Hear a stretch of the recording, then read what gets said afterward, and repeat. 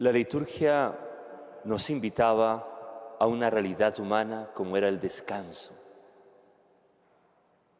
necesaria para reparar las fuerzas de nuestro cuerpo, botar toxinas y disponerlo para un nuevo día. Pero también el descanso de la mente y del corazón. Necesitamos a veces compartir lo que tenemos dentro con los otros. Necesitamos a veces parar en nuestros pensamientos repetitivos para abrir la mente a otras realidades. O como Jesús y los discípulos, irse a un lugar apartado para compartir en intimidad. Esa era la experiencia del domingo pasado que se nos hacía. A no envolvernos tanto en esta realidad y en este mundo del trabajo que a veces nos agobia y nos absorbe, sino a tener momentos para el descanso que renueve la mente, el corazón y la vida. Hoy la liturgia, en su Evangelio, iniciará a meditar el capítulo 6 de San Juan, el discurso del pan de vida. Y lo haremos por 5 domingos sucesivos. Meditaremos sobre la Eucaristía, en esta experiencia maravillosa de compenetrarnos cada día más con Jesús Eucaristía. Hoy en este primer domingo, inspirado seguramente San Juan en este pasaje de la segunda carta de los Reyes, donde a Eliseo le llevan como primicias 20 panes de cebada y un grano fresco en espiga. Hay alguien que de su cosecha ha querido compartir con Eliseo. ¿Cuál es la realidad en ese momento? Un pueblo en hambruna. Hay hambre por doquier, hay necesidad. ¿Y qué hace Eliseo? Decirle a otro, vayan y repartan. Quien le escucha dice, bueno, hay 100 hombres, ¿para qué 20 panes? Les tocaría de pedacito, muy poco. Sin embargo, Eliseo insiste que lo den a la gente y que coman, porque el Señor ha dicho, comerán y sobrará. Y efectivamente, repartieron y no se agotó, comieron y se saciaron, conforme a la palabra del Señor. Este texto inspira al evangelista Juan y también a los sinópticos que nos traen el relato de la multiplicación de los panes. Hay unos gestos particulares en este evangelio.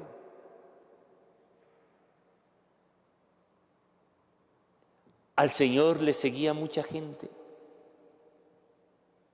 porque el Señor sanaba a los enfermos y la gente lo seguía y querían escucharlo. Primera actitud que hoy nos muestra el Evangelio: la gente busca al Señor, porque se ha dado cuenta de que obra con poder y quiere escucharlo. La primera actitud para asistir a la Eucaristía debe ser la disposición del corazón para acoger la palabra de Dios. No venimos de cualquier manera, sino con la disposición necesaria para encontrarnos con el Señor. Hay que disponer el corazón y la mente para participar de la Eucaristía. Y a veces tenemos que hacer un esfuerzo grande. Y lo digo en primera persona, porque fácilmente caemos en la tentación de que estamos aquí, pero al mismo tiempo no estamos, porque las preocupaciones nos agobian, porque nuestros planes para el día nos agobian, o porque sencillamente a veces algo se nos mete en el corazón y en la mente y no nos permite participar conscientemente de esta celebración. Primer esfuerzo, tratar de participar conscientemente de este encuentro con el Señor. Y aunque por momentos nos vayamos, pues tratamos de retornar y hacer un esfuerzo en ello, con la firmeza de querer escuchar al Señor, de querer estar junto al Maestro. Y viene ese segundo signo. Jesús sube a la montaña, se sienta y empieza a enseñar. Todos conocemos lo que implica subir a la montaña, el esfuerzo de ascender, pero un Dios que desciende. La Eucaristía es ello, el querer ascender hacia Dios y un Dios que se nos da y se nos revela en su palabra, en su cuerpo y en su sangre. Hay un esfuerzo, un movimiento compartido. Y el sentarse Jesús es el signo del Maestro en la antigüedad. Hoy en día nos colocamos delante de este púlpito y el Maestro se pone en pie y los discípulos se sientan. En el tiempo antiguo no, el Maestro se sentaba y los discípulos alrededor se acomodaban de cualquier manera para escuchar al Maestro. La figura aquí es el Maestro que va a enseñar. Dice que Jesús, levantando los ojos y al ver que acudía mucha gente, dice a Felipe: ¿con qué compraremos panes para que coman estos? Hay una cosa maravillosa. Jesús detecta la necesidad que tiene la gente que acude a Él. En ese momento concreto, seguramente habrá infinidad de necesidades, angustias y preocupaciones de la gente que lo sigue. Pero Jesús se detiene en una. La gente tiene hambre. Hay que darles de comer. Y pregunta a Felipe: ¿con qué compraremos panes para que coman estos? Y Felipe le dirá: 200 denarios de pan no basta para que a cada uno le toque un pedazo. No era suficiente ni siquiera para dar la mitad de un pan a cada uno. A veces tenemos que superar ciertas realidades humanas, ciertas incapacidades del corazón y de la mente que nos impiden a veces acercarnos al otro y poder mitigar su necesidad.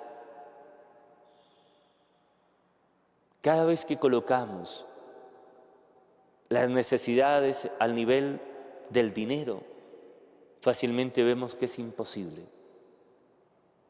O cada vez que nos toca en el bolsillo, como que eso nos cuesta. Y no es en ese nivel el que está hoy el relato.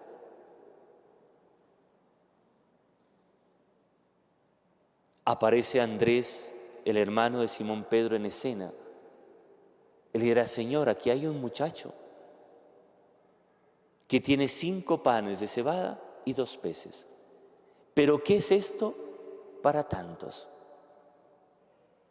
Miremos la comparación. Pedían tantos denarios y era insuficiente. Acá hay un muchacho que tiene 5 panes de cebada y 2 peces.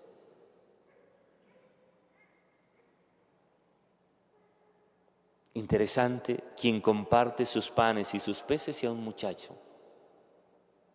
Diríamos alguien sin experiencia en la vida, alguien con muchas ganas de vivir, pero que le falta hacer camino. Pero eso no le impide para ser generoso y compartir con los otros. Por lo tanto, la generosidad y la bondad es para todos, no es para unos pocos. No es para unos santos, para unas personas buenas y bondadosas. No, es para todos. Y la experiencia maravillosa, el corazón del texto de este domingo, es que con eso poco, insignificante para el mundo, el Señor con su oración y bendición bendice, hace su acción de gracias, bendice y reparte para que alcance para la multitud.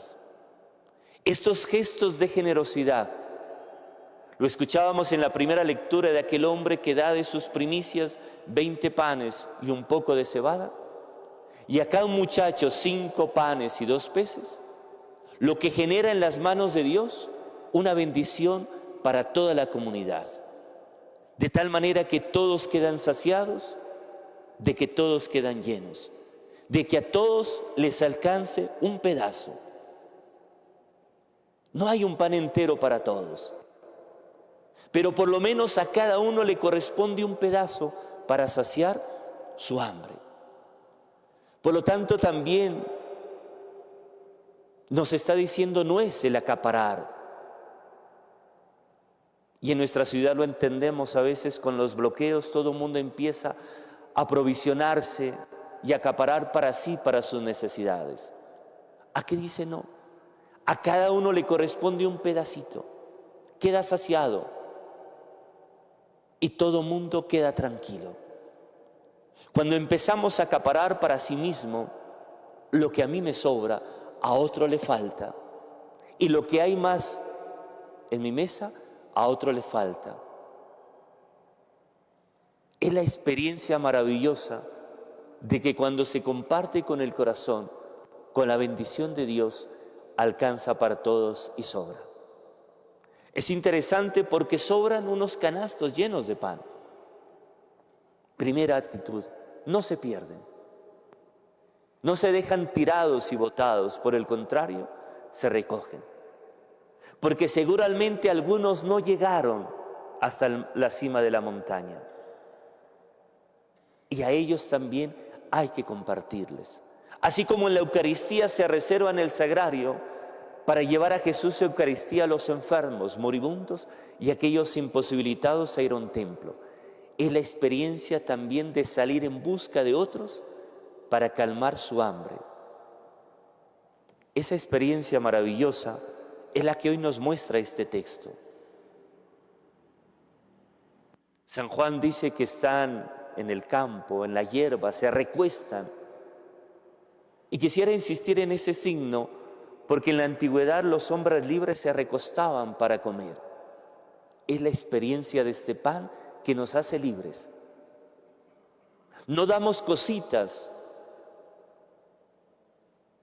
para dominar al otro y esclavizarlo, sino que este pan se come en la libertad de los hijos de Dios, que renueva su cuerpo, su mente y sus fuerzas para disponernos al camino y la construcción, su reino de justicia, de amor y de paz. Insisto en esto, porque a veces una caridad mal ejercida también esclaviza y en vez de dignificar a la persona, va en contra de ella.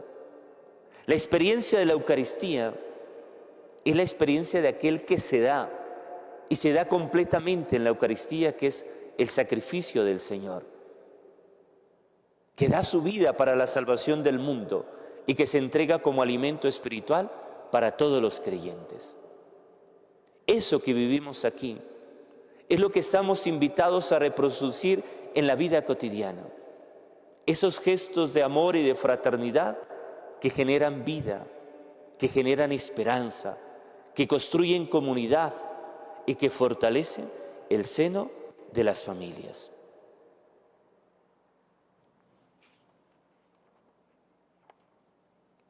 En la segunda lectura de una palabra a lo que nos invita San Pablo cuando se dirige a los efesios y hoy a nosotros.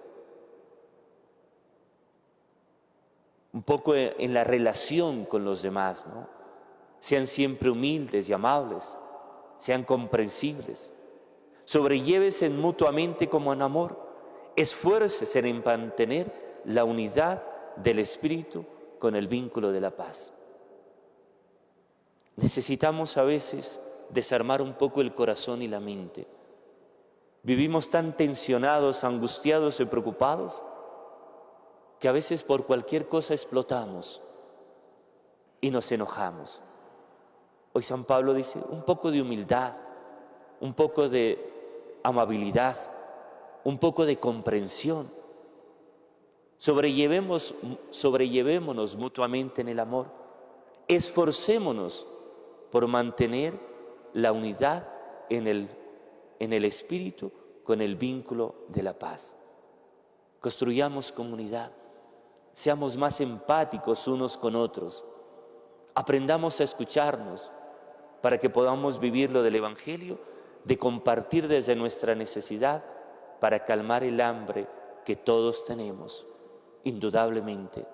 Y no solo el hambre física de nuestro cuerpo, sino también del corazón, en el amor, en la estima, en la comprensión, pero también del pensamiento, para no dejarnos sobrellevar por tantas ideas e ideologías que nos apartan de los hermanos y que nos dividen como comunidad.